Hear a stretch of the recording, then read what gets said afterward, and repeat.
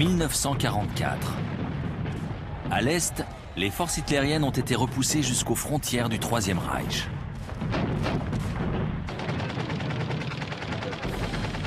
Mais l'Allemagne n'est pas au bout de ses peines. Depuis des mois, les Alliés planifient un gigantesque assaut dont le but est d'ouvrir un deuxième front en France. Des troupes s'exercent déjà.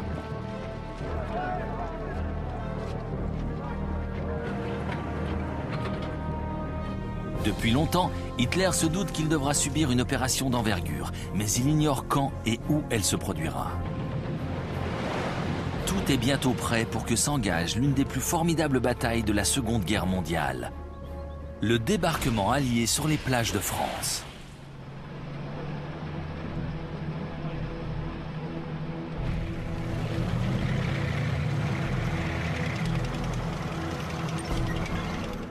Le Premier ministre britannique Winston Churchill est persuadé que cette invasion est la seule tactique capable de faire chuter le Troisième Reich.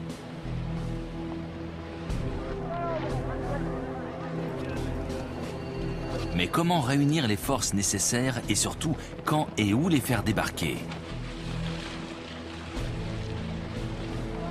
Pendant des mois, les forces alliées vont se préparer au cours d'opérations plus ou moins réussies.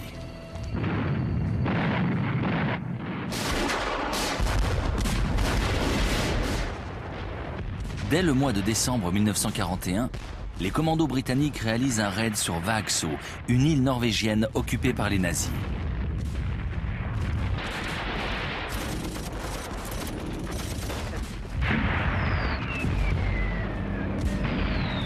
Cette opération éprouve la solidité des défenses allemandes et oblige Hitler à maintenir des troupes en Norvège.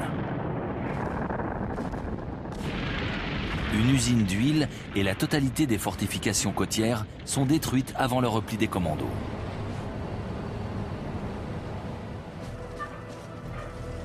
En août 1942, un contingent principalement formé de soldats canadiens et britanniques est impliqué dans une action beaucoup plus ambitieuse, le débarquement de Dieppe. Cet assaut a pour but de tester les défenses allemandes. Il doit également fournir une première expérience du feu aux troupes canadiennes. Mal préparée, l'opération se transforme en massacre.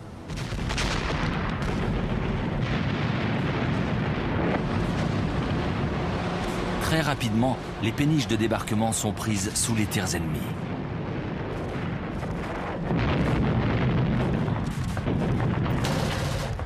Parvenus sur le rivage, les fantassins sont cloués sur place.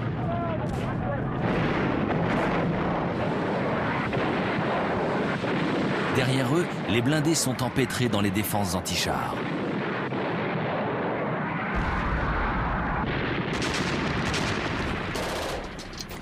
Sur les 29 engins débarqués, la moitié seulement franchit la promenade. 1200 soldats alliés sont tués, 3000 sont blessés ou faits prisonniers.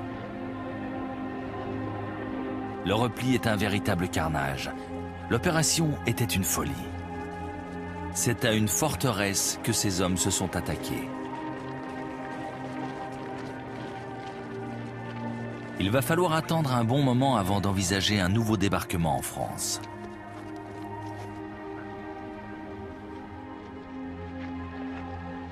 Churchill sait que la prochaine tentative devra être mieux préparée. De conférences internationales en réunion secrète, le Premier ministre britannique, le président américain Franklin Roosevelt et les plus hautes autorités militaires conviennent enfin d'une date.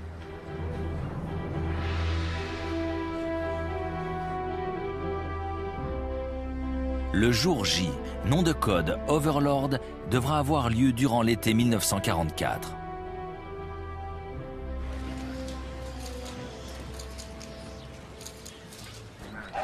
Évidemment, les Allemands se sont préparés à cette éventualité. Depuis l'hiver 1941, ils ont réquisitionné des milliers d'ouvriers pour construire ce que l'on va communément appeler le mur de l'Atlantique. Il est constitué de gigantesques fortifications dont la ligne court du Danemark jusqu'aux portes de l'Espagne. Les ingénieurs nazis y ont fait construire un vaste réseau de casemates, blocos et autres emplacements d'artillerie de tout calibre. Les plages sont minées et encombrées de fils de fer barbelés. Enfin, des obstacles en bois ou en béton sont disposés pour empêcher les péniches d'accoster. Hitler se vante. « Je suis le plus grand bâtisseur de fortifications de tous les temps ».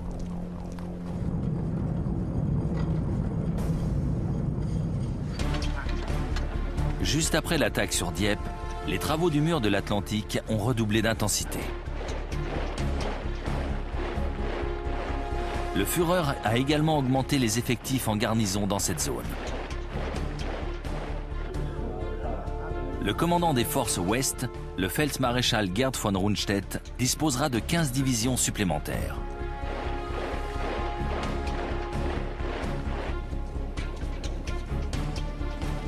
Mais la façade maritime de l'Europe s'étire sur 3500 km. Il n'aura jamais assez d'hommes pour la couvrir entièrement.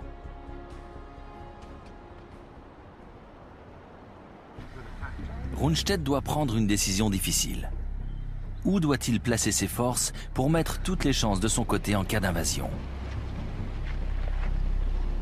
La question divise jusqu'aux plus hautes instances du commandement allemand.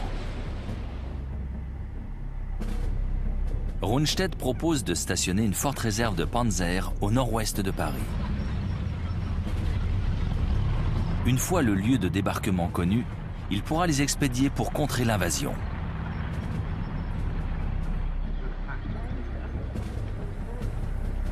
Mais le célèbre Feldmaréchal Erwin Rommel, dont les avis sont particulièrement respectés, n'est pas d'accord. Ce dernier est en charge de la défense côtière s'étendant de la Hollande à la Loire. Et ce qui le préoccupe le plus, c'est la puissance aérienne des Alliés. Il en a déjà fait l'expérience lors des combats en Afrique du Nord, et ses souvenirs ne sont pas particulièrement réjouissants. Il redoute que toute tentative de contre-attaque ne soit écrasée avant même qu'elle n'atteigne le front.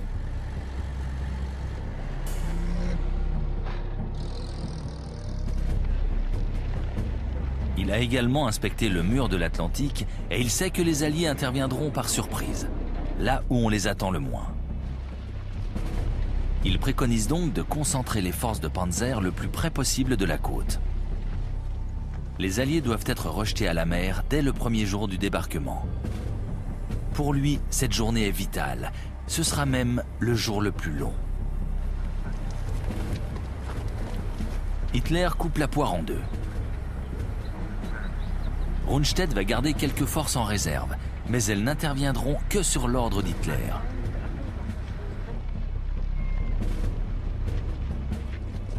Le reste des troupes est dispersé le long de la façade atlantique, selon le souhait du renard du désert. Ce compromis va s'avérer être la pire des solutions. Il n'y aura jamais assez de réserves, ni assez de blindés près des côtes.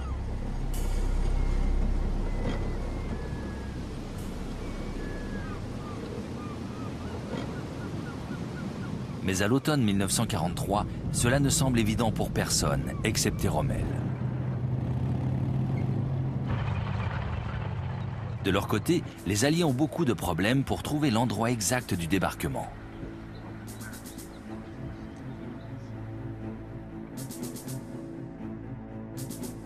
Le général Frédéric Morgan, en charge d'établir le plan d'invasion, propose deux options: le Pas-de-Calais et la Normandie.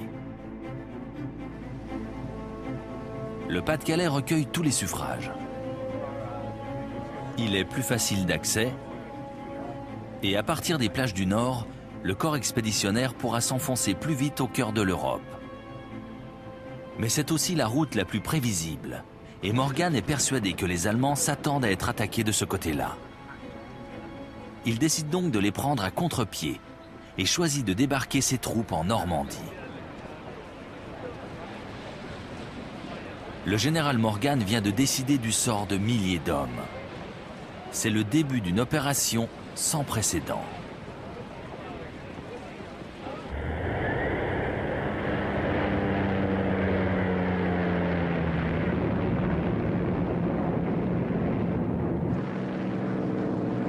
À l'automne 1943, les avions de reconnaissance alliés quadrillent les régions côtières du nord de la France. Ces repérages font partie d'une longue liste de préparatifs.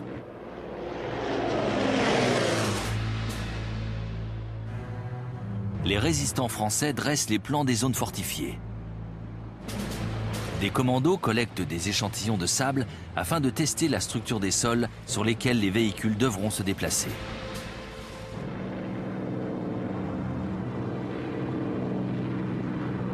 Les côtes normandes sont étudiées comme jamais un terrain ne l'a été dans l'histoire militaire du monde. Les observateurs arrivent vite à la conclusion que le débarquement ne pourra réussir que si de grandes quantités de matériel peuvent être déchargées. Mais le désastre de Dieppe a montré combien il était dangereux de tenter un assaut direct sur un port occupé par l'ennemi.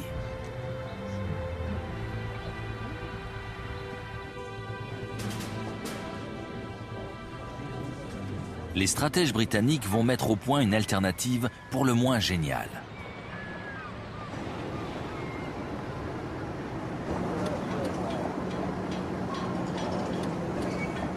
Des caissons géants seront assemblés au Royaume-Uni avant d'être remorqués au large des côtes françaises. Sur place, ils seront coulés en eau profonde pour former des ports artificiels. Le nom de code de ce débarcadère est Mulberry, qui signifie mûr, du nom du fruit.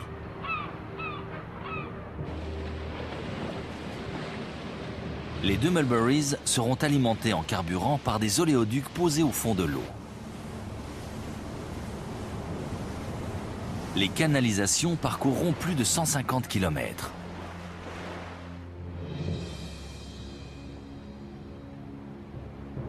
La station de pompage, située sur l'île de Wight, est camouflée en fabrique de crème glacée.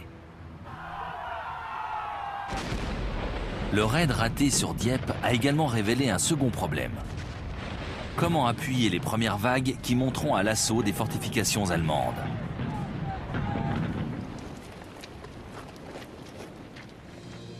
L'officier appelé à la rescousse n'est autre que le général Percy Hobart, l'un des pionniers britanniques de l'arme blindée. Hobart va mettre au point une série d'engins pour le moins atypiques. Les hommes les appelleront les Hobart's Funnies, c'est-à-dire la ménagerie du général Hobart. Il y a là des chars lance-flammes ou amphibies.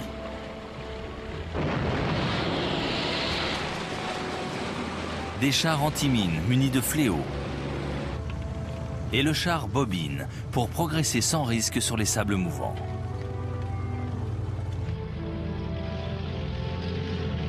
Les ponts qui équipent certains chars Churchill doivent permettre aux véhicules de franchir n'importe quel escarpement.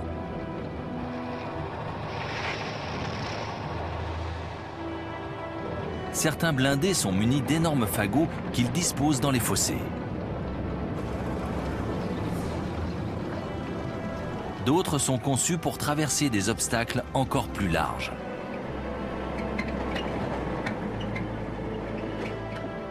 Mais un problème reste en suspens. Si les Allemands engagent des renforts dans la bataille, la tête de l'Allié ne tiendra jamais.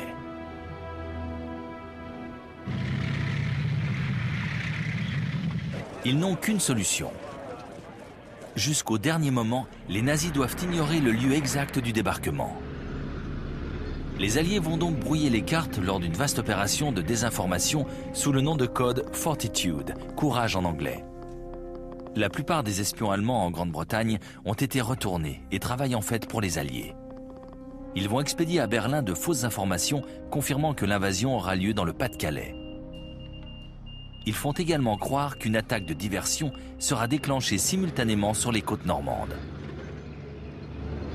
Pour rendre crédible cette thèse, le commandement allié crée une unité fantôme, le premier groupe armé américain, le FUSAG. Il est cantonné dans le Kent, juste en face des côtes du nord de la France.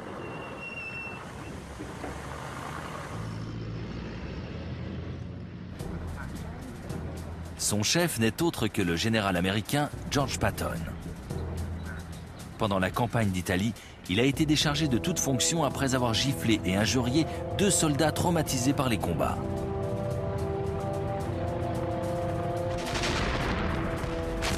Les Allemands considèrent qu'il est de loin le meilleur général allié. À leurs yeux, il a le profil idéal pour diriger des opérations d'invasion en Europe de l'Ouest. Les Alliés vont plus loin. Ils simulent les transmissions radio de divisions en manœuvre. Les avions de reconnaissance de la Luftwaffe rapportent à Berlin des photos de champs couverts de blindés, gonflables.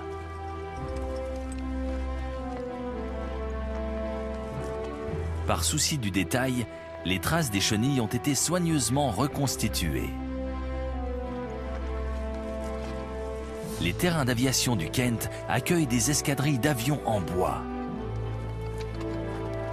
Des péniches factices mouillent dans les ports.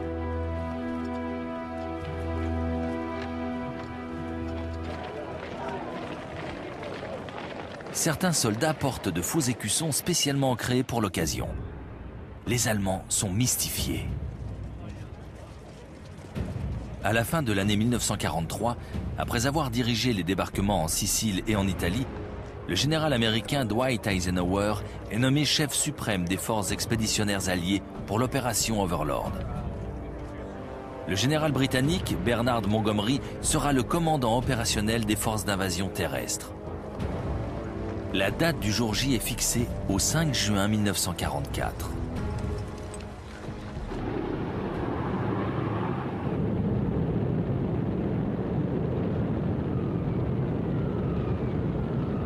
Deux mois avant le débarquement, Eisenhower lance une offensive aérienne pour bloquer les communications ennemies sur les côtes de France.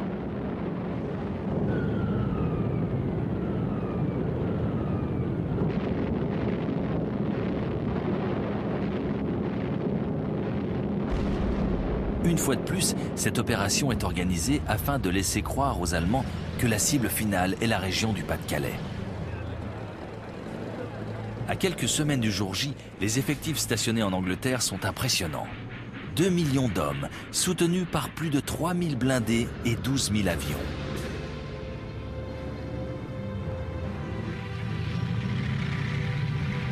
Les Allemands savent pertinemment que l'offensive est imminente. Mais l'opération Fortitude les a trompés.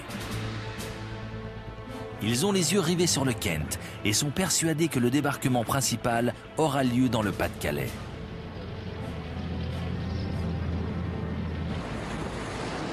Tout semble jouer en faveur des Alliés.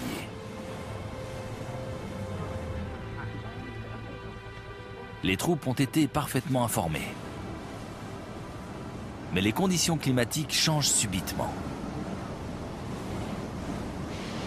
Il pleut. La visibilité est faible et une tempête se lève dans la Manche.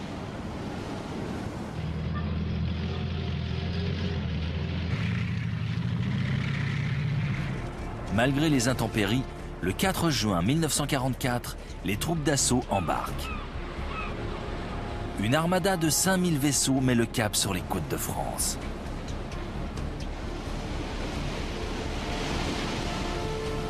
Malheureusement, les conditions météorologiques se dégradent.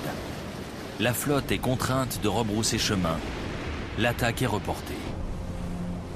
C'est le début d'une longue attente pour les 173 000 hommes des premiers assauts.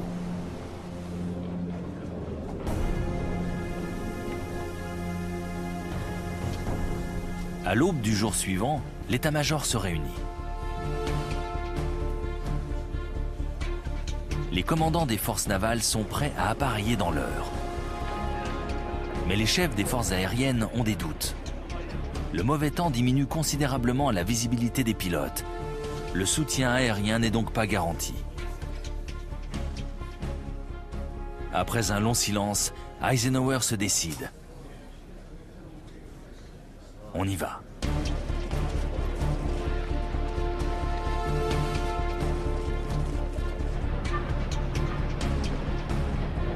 Overlord, la plus grande tentative de débarquement jamais mise sur pied, est lancée. Le jour J peut commencer.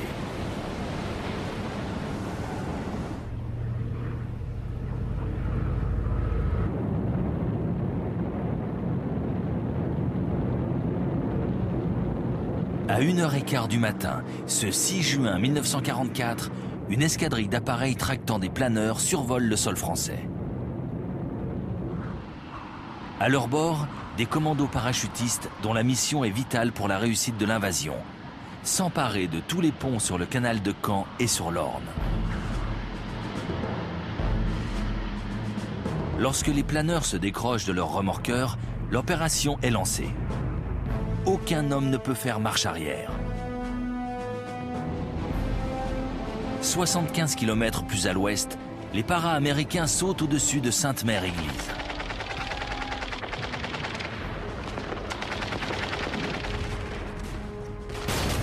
Le village est rempli d'Allemands.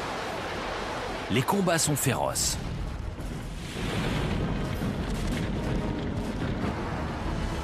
Au bout de 3 heures d'affrontement, la ville est aux mains des Alliés. La bataille a commencé. Les dés sont jetés.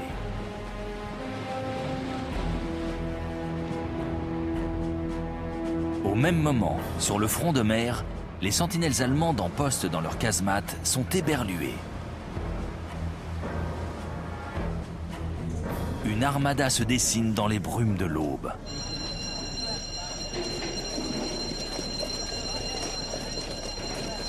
La flotte alliée semble surgir de nulle part. Les brouilleurs de radar ont fait merveille. Jusqu'au bout, les nazis ont cru que les navires se dirigeaient vers le Pas-de-Calais.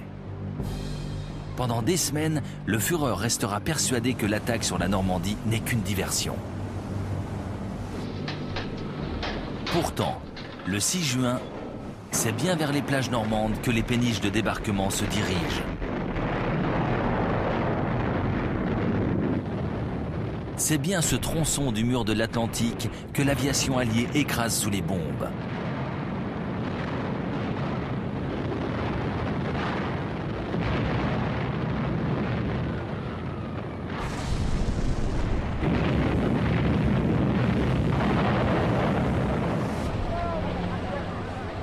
Au large, les barges sont remplies d'hommes rendus malades par la houle et la peur.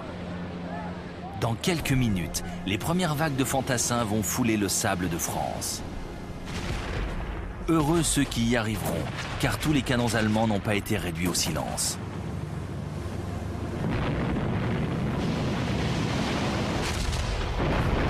Certaines péniches sont touchées, d'autres sont bloquées par des obstacles sous-marins.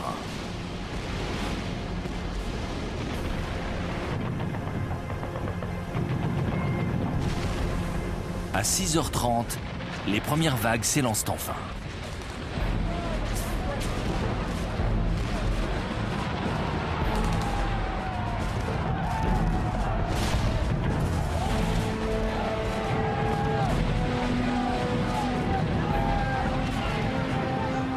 Sur la partie ouest du front, les hommes de la 4e division d'infanterie débarquent sur leur objectif.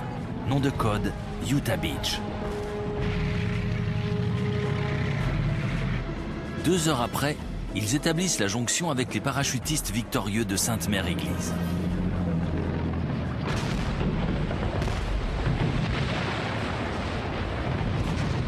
À quelques kilomètres de là, sur Omaha Beach, c'est l'enfer.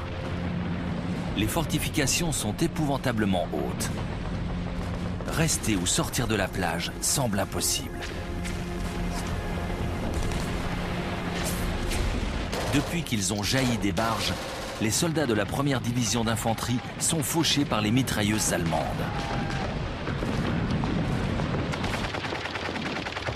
Les chars amphibies qui devaient les soutenir ont été lâchés trop au large. La plupart ont coulé à pic. Les troupes sont piégées. La marée remonte. 2000 morts et blessés gisent sur la plage.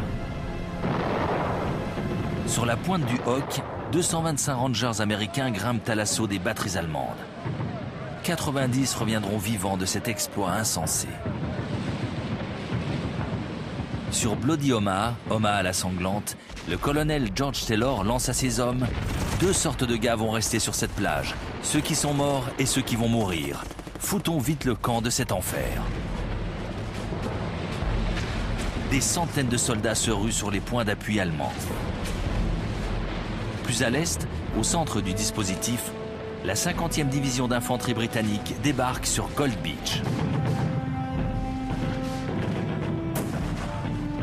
Là aussi, les combats sont particulièrement meurtriers.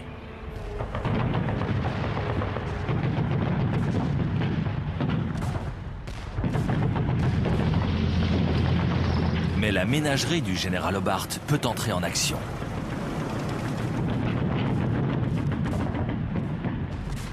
Avec l'appui des blindés, les soldats s'enfoncent bientôt dans les terres. À Juno Beach, les Canadiens de la 3e division d'infanterie se heurtent à une forte résistance.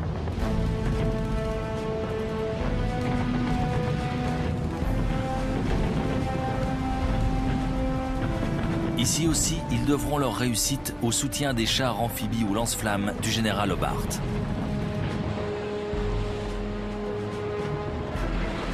C'est à Sword Beach que le débarquement se déroule le mieux. La 3e division d'infanterie britannique n'y rencontre qu'une faible opposition.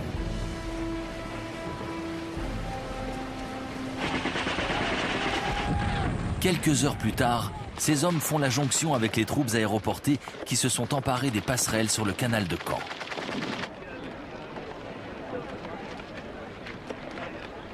En début d'après-midi, plusieurs têtes de pont sont solidement établies.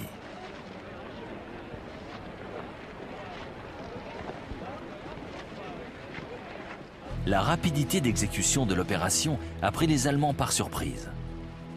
Ils n'ont jamais cru que les Alliés prendraient le risque d'attaquer dans les intempéries. Rommel lui-même, commandant en chef de cette portion du mur de l'Atlantique, a profité du mauvais temps pour rejoindre sa famille en Allemagne. Le 6 juin, c'est l'anniversaire de son épouse. Son subordonné direct, le général Friedrich Dollmann, est à 150 km de là. Il participe à une simulation, un jeu de guerre entre officiers d'état-major. Le seul à être resté dans son quartier général, le Feldmaréchal Gerd von Rundstedt, commandant en chef de toute la région, est face à un dilemme. Il ne peut pas donner l'ordre de mouvement à ses panzers sans l'autorisation d'Hitler. Or, le Führer dort, et ses aides de camp ne veulent pas prendre le risque de le réveiller. Il est midi lorsqu'on lui communique la nouvelle de l'invasion, mais il ne la prend pas au sérieux.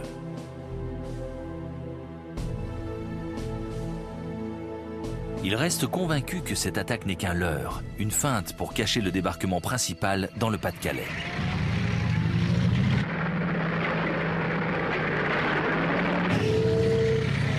Finalement, en fin d'après-midi, il donne l'ordre à ses réserves de se mettre en marche.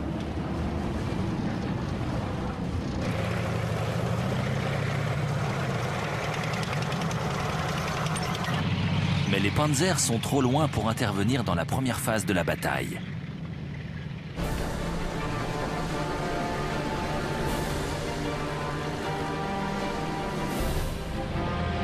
Malgré la résistance acharnée des Allemands, les têtes de pont sur Utah, Gold, Juno et Sword Beach sont parfaitement en place.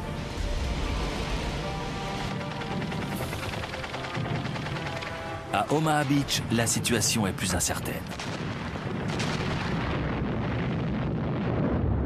Le carnage de la matinée a laissé des traces.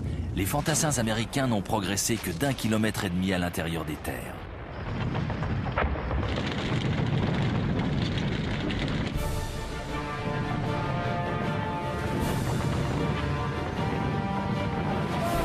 Mais lorsque la nuit tombe, ce 6 juin 1944, 156 000 hommes ont débarqué en Normandie.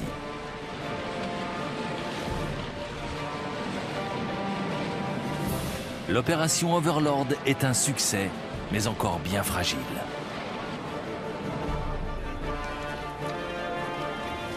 Ce premier jour a permis d'établir un vaste point d'appui à partir duquel les renforts vont pouvoir s'élancer. Une autre phase de la guerre débute. Les Alliés vont maintenant devoir pénétrer à l'intérieur du bocage normand pour s'emparer des grandes agglomérations. La bataille de Normandie peut commencer.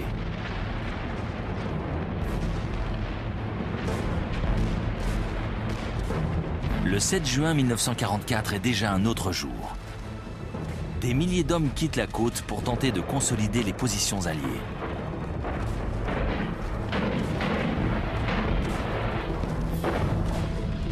Le bocage normand va se révéler être le pire des champs de bataille. Chaque haie, chaque fossé est propice aux embuscades. Les mitrailleuses et les canons anti-chars allemands se camouflent dans les chemins creux, sous les frondaisons.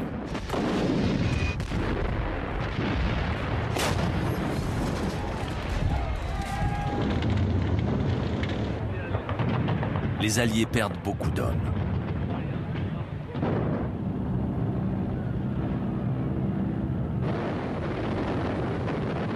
Heureusement, leur aviation a la maîtrise du ciel. Lorsque les renforts de Rundstedt parviennent enfin sur le front, ils ont été tellement bombardés qu'aucune véritable contre-attaque n'est possible.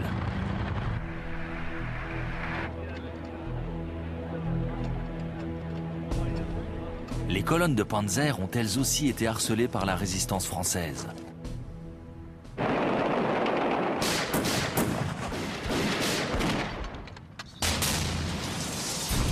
Embuscades et destructions de ponts se sont succédées. La division de Panzer SS Das Reich va mettre 2 semaines pour parcourir un trajet habituellement réalisable en 3 jours.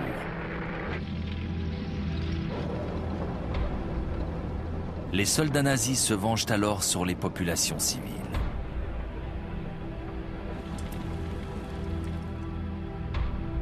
Ils massacrent 642 habitants du petit village d'Oradour-sur-Glane, devenu le symbole de cette répression aveugle.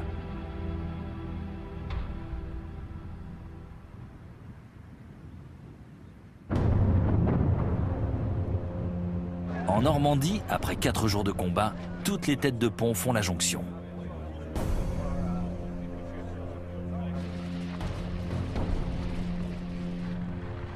Mais les troupes n'ont pénétré que d'une vingtaine de kilomètres à l'intérieur du territoire français.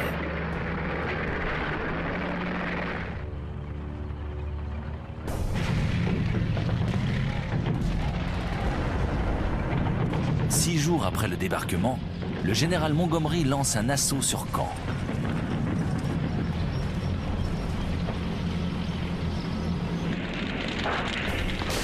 La 7e division blindée britannique, les Rats du désert, attaque ce point stratégique situé sur un nœud routier.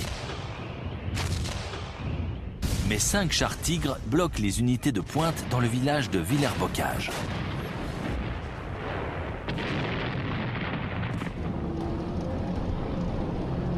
En fait, les blindés alliés ne sont pas à la hauteur. Le char Sherman est surclassé. La portée de son canon est trop faible. Ses obus ne font qu'égratigner le blindage de leurs adversaires. Pire encore, ces réservoirs de carburant ont tendance à s'embraser dès qu'ils sont touchés par un projectile. Les Allemands le surnomment le réchaud à Tommy, celui qui fait cuire les soldats anglais, les Tommies.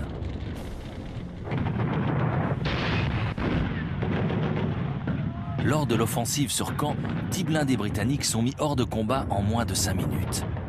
L'attaque est suspendue.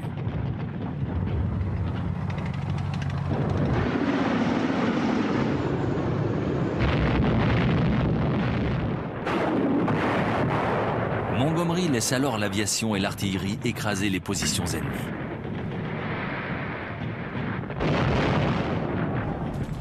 Mais c'est loin d'être suffisant et les Rats du désert battent en retraite. Caen reste allemande.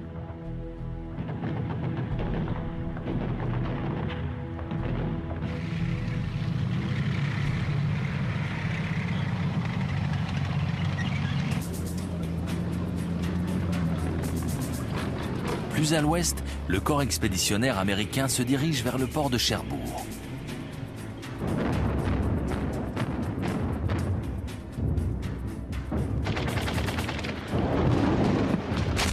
Il faut près de 10 jours d'affrontement pour approcher des faubourgs de la ville.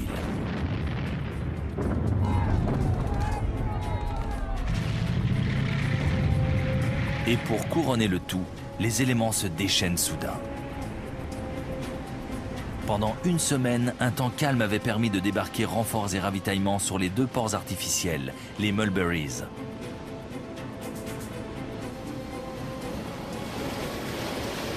Mais une tempête se lève sur la Manche.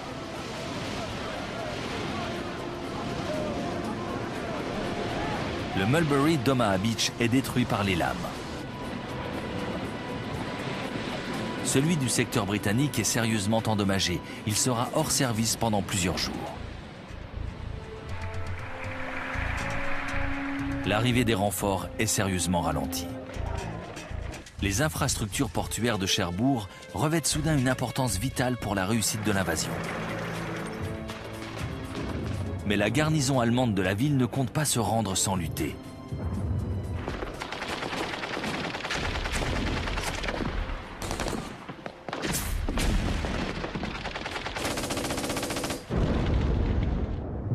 On se bat pour chaque maison, chaque rue, chaque carrefour.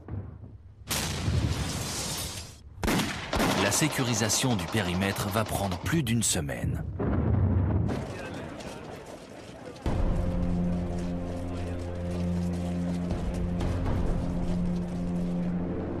Lors de la prise de la ville, le port n'est plus qu'un tas de ruines. Les Allemands l'ont détruit avant de capituler. Il faudra 1 mois de travaux avant qu'ils n'accueillent les premiers cargos. Montgomery décide donc de lancer un 2e assaut sur Caen.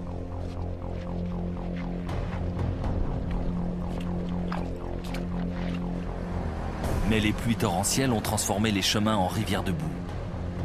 Le plafond est si bas que l'aviation ne peut intervenir.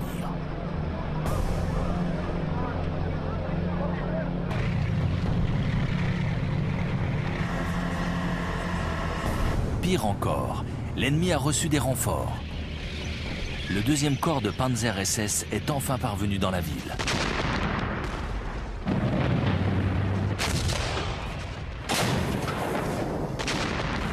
Après 4 jours de combat, l'offensive est à nouveau stoppée.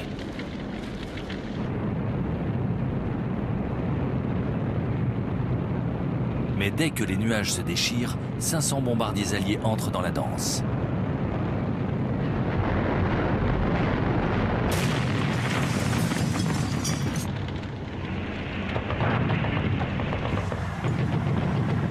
Caen est dévasté. Les troupes britanniques atteignent enfin les faubourgs nord de la ville. Mais la victoire est loin d'être acquise. Car les Allemands se cachent dans les ruines.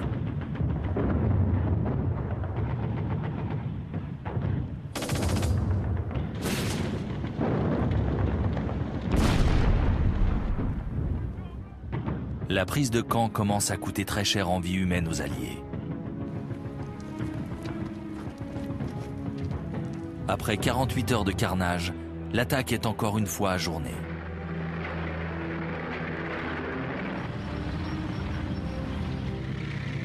Trois semaines plus tard, Montgomery tente sa chance une 4e fois. Il faut absolument s'emparer de cette forteresse pour poursuivre l'offensive vers le sud.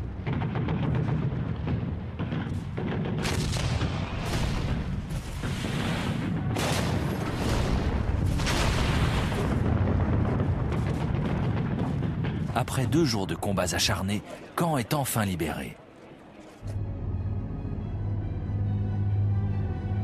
La route semble ouverte pour les blindés de Montgomery.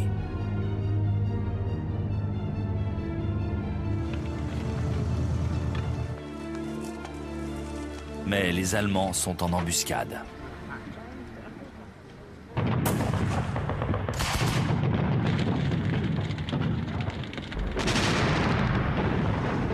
Les Britanniques se heurtent rapidement au Panzer.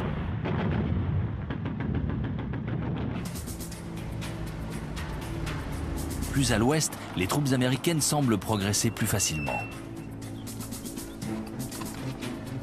Les Allemands ont concentré leurs forces pour défendre Caen, et à part quelques îlots de résistance, la route vers le sud paraît ouverte.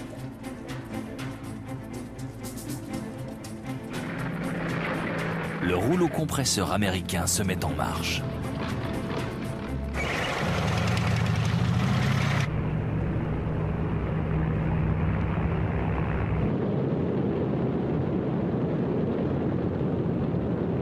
Le 25 juillet 1944, à 9h30 du matin, 1800 bombardiers larguent un énorme tapis de bombes sur les 6 km de front au sud de Cherbourg. C'est le début de l'opération Cobra, une tentative de percée qui se veut décisive. Les Allemands sont assommés par la brutalité de l'assaut. Mais les Américains le sont encore plus.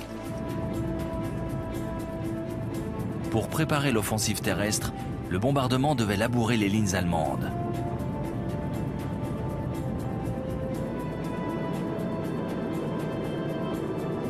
En fait, une partie des bombes est tombée sur les troupes américaines. C'est le massacre inutile et cruel. Près de 1000 GIs sont blessés ou tués.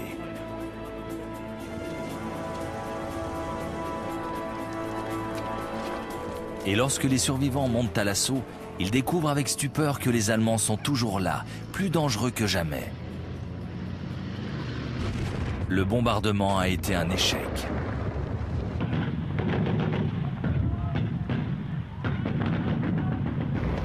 La résistance nazie est désespérée.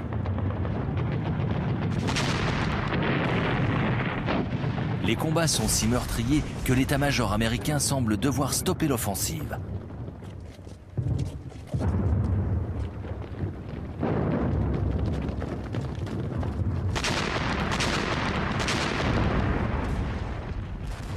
Et pourtant, les défenses allemandes s'écroulent.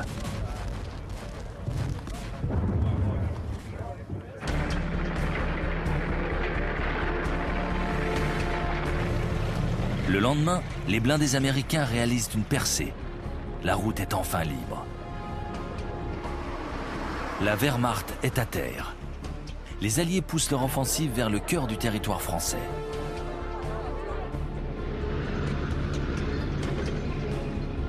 Les villes stratégiques tombent les unes après les autres. Coutances, puis Avranches.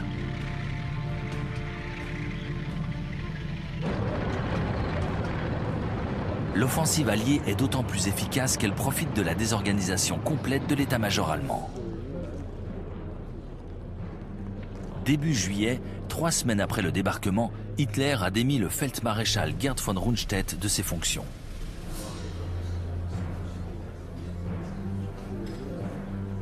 Pour le Führer, Rundstedt est un défaitiste convaincu que le combat de l'Allemagne est perdu d'avance. Il est remplacé par le Feldmaréchal Günther von Kluge, en provenance directe du front de l'Est. Un officier supérieur certes aguerri, mais qui n'a aucune expérience du front occidental. Pour couronner le tout, au cœur de l'été, la voiture de Rommel est prise pour cible par un avion de chasse britannique. Le Feldmaréchal est grièvement blessé. Enfin, un attentat contre Hitler survient au moment même où le commandement nazi est en pleine confusion. Le 20 juillet 1944, un héros de guerre désabusé, le colonel Klaus Schenk von Stauffenberg, dissimule un engin explosif dans la salle de réunion du quartier général d'Hitler en Prusse orientale.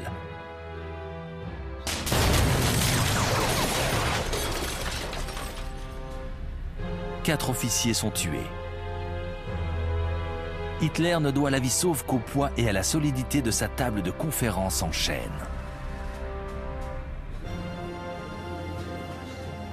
Les comploteurs sont châtiés avec la plus grande brutalité. Stauffenberg est immédiatement exécuté.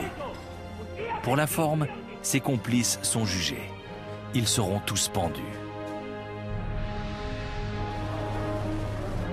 Hitler peut tenter de se montrer sous son meilleur jour lorsqu'il rend visite aux blessés. En réalité, il ne fait plus confiance à personne. Malgré l'accumulation d'erreurs stratégiques, il assume désormais le commandement tactique sur tous les champs de bataille. Et il va devoir affronter un spécialiste de l'offensive.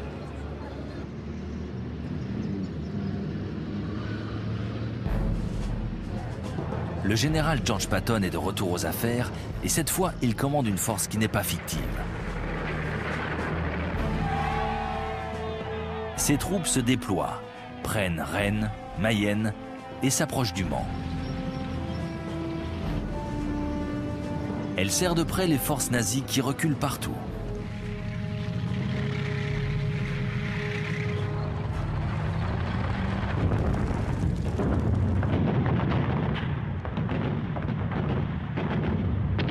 Prises en tenaille entre les Américains au sud et les Britanniques au nord, les troupes allemandes seront bientôt encerclées.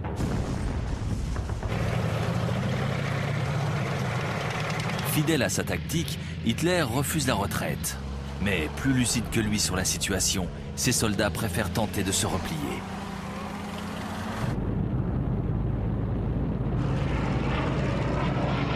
Les avions et l'artillerie alliés vont les matraquer sans relâche.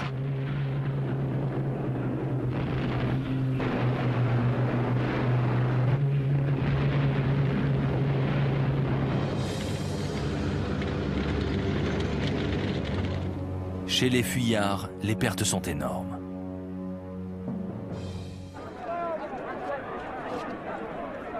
Le 20 août 1944, les forces alliées font la jonction. La poche de Falaise, du nom d'un village proche, vient de se refermer.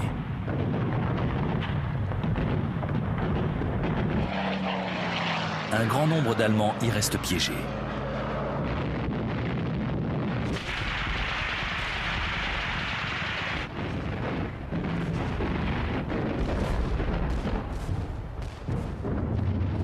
Près de 10 000 hommes sont morts dans la nasse. 50 000 vont être faits prisonniers.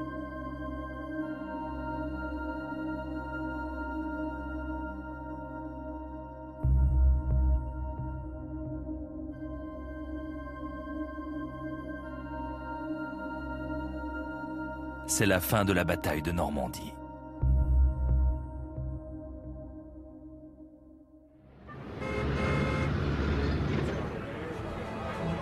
En Provence, non loin de Cannes, un autre débarquement a eu lieu à la mi-août.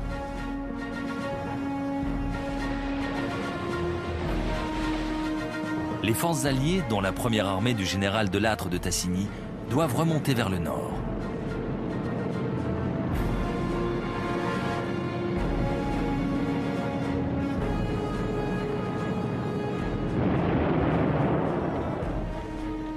Cette opération a longtemps été décriée par Winston Churchill, qui lui aurait préféré une offensive massive sur le front italien. Mais les Américains, et surtout les Français, considèrent qu'il est absolument nécessaire d'ouvrir un deuxième front en France.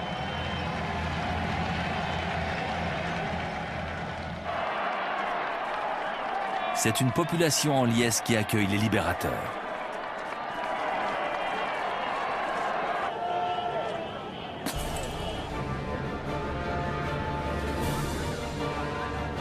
Très vite, le corps expéditionnaire s'engouffre dans la vallée du Rhône.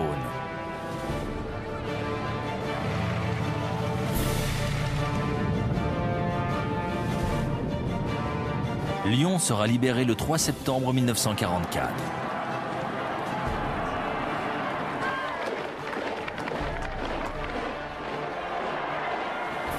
Dix jours plus tard, à Dijon, les forces de Patton arrivant de l'ouest font la jonction avec les troupes remontant de Provence.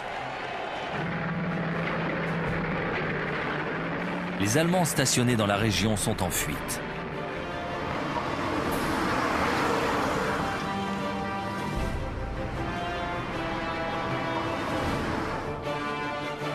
Début septembre, après 3 semaines d'une offensive éclair, les Alliés, appuyés par la résistance française, ont chassé leurs ennemis du Grand Ouest. Paris s'est soulevé. La capitale ne connaîtra pas le triste sort de Varsovie. Elle sera libérée le 26 août. Désormais, rien ne semble pouvoir empêcher les forces alliées de se ruer sur les frontières du Troisième Reich.